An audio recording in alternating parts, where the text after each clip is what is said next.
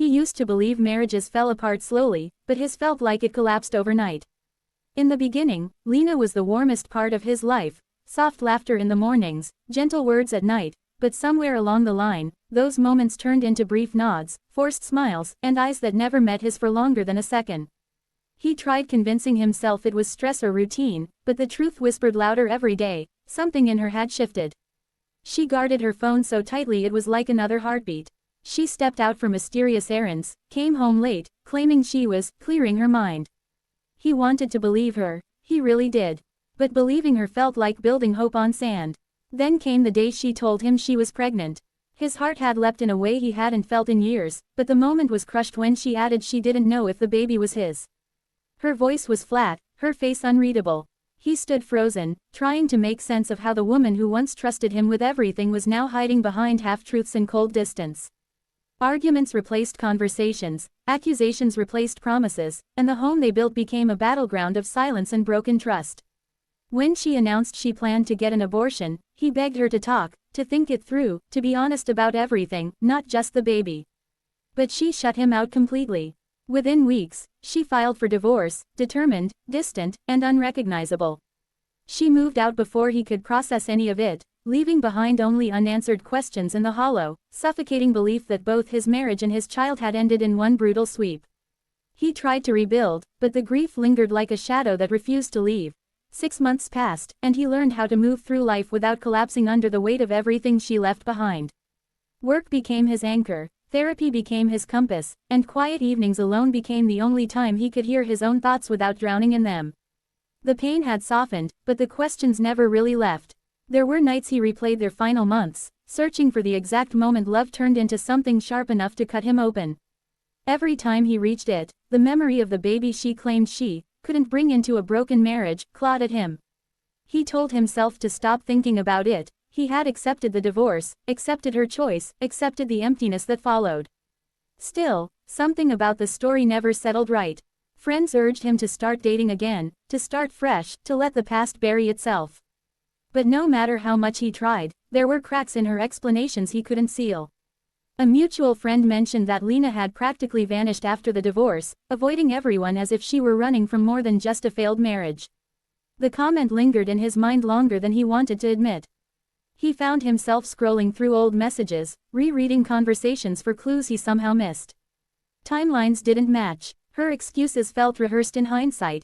The memory of her panic when the pregnancy topic came up hit him with new clarity. He shook off the unease, telling himself he was overthinking, that closure didn't always come wrapped in answers.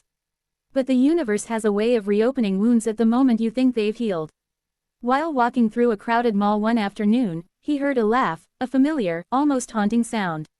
He turned quickly, heart jumping, but saw only strangers moving past him. He tried to dismiss it, but a message from a mutual acquaintance later that evening ripped open the stillness. "Have you seen Lena lately? You won't believe it. He didn't plan on seeing her again, not in person, not unexpectedly. And definitely not in a way that would shake the ground beneath him." When his coworker urged him to join the local charity event, he agreed only to escape the monotony of his empty evenings. He told himself it would be harmless, just a crowd, some laughter, a chance to breathe outside his own head. But the moment he stepped inside, something felt off, like the air carried a warning he couldn't quite interpret. Then the crowd shifted, just slightly, and his entire world froze. Lena stood only a few steps away, unmistakably pregnant, her belly unmistakably swollen, far too far along for the timeline she once claimed ended with an abortion.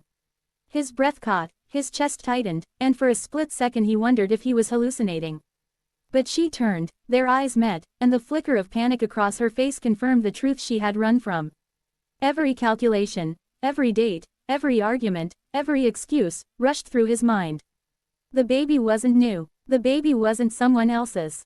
The baby existed long before the divorce papers. She had lied, she had never gone through with the abortion. And she had walked out of his life carrying the one thing he had mourned as lost. She tried to escape into another room, but he followed, not out of anger, but out of a desperate need for the truth. When he finally confronted her, his voice trembled with confusion more than rage. He asked the only question that mattered: was the baby his? Her silence was louder than any denial. Tears formed, Guilt drained the color from her face, and the truth spilled out in fragments. Yes, the baby was his. No, she never had the abortion. Yes, she lied because she feared he'd discover her affair. And no, she didn't know how to face him once everything spiraled. He felt shattered and strangely numb at the same time, standing in front of the woman who destroyed his marriage yet carried the one piece of it that still lived. When she asked if he wanted to be part of the child's life, he didn't answer. He simply walked away, unable to breathe beneath the weight of betrayal and the truth he never saw coming.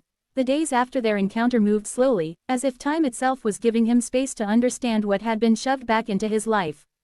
He didn't feel anger anymore. It was something heavier, something that settled quietly in the spaces she once filled. The truth had finally surfaced, but it didn't bring relief. It brought a responsibility he never expected to face after the divorce. A life existed, half hers, half his, and he had been mourning a child he never actually lost. That realization followed him everywhere, turning every quiet moment into a battlefield between resentment and something softer he didn't want to name. He forced himself into counseling again, trying to separate his pain from the choices he needed to make. He replayed memories like fragments of a broken mirror, her distant eyes, her frantic avoidance, her sudden decision to end the marriage. Everything made sense now, but understanding the reason didn't erase the damage. Still, the thought of the child stirred something he couldn't ignore.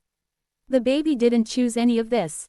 The baby wasn't part of the lies, the betrayal, the affair, or the abandonment. Eventually, he reached out to her. They met at a quiet park, the atmosphere holding a strange calm, as if the world paused long enough for them to speak without anger.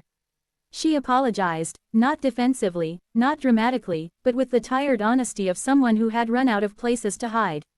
He didn't forgive her, but he listened. He told her they would confirm everything with a paternity test before he made any decisions. Weeks later, the results arrived exactly as he expected. The child was his. He felt the ground shift again, not with shock. This time, but with acceptance. He wouldn't rebuild the marriage, wouldn't return to a past wrapped in lies, but he wouldn't abandon what was truly his either. He set clear boundaries, co-parenting only, no second chances, no emotional entanglements. She agreed, tears slipping down her face, knowing she had already lost more than she could regain. As he walked away, he realized healing wasn't about reclaiming what was broken. It was about choosing what mattered now. The pain had taken enough from him. The truth had given him something he refused to lose again, the chance to be a father, even if everything else had fallen apart.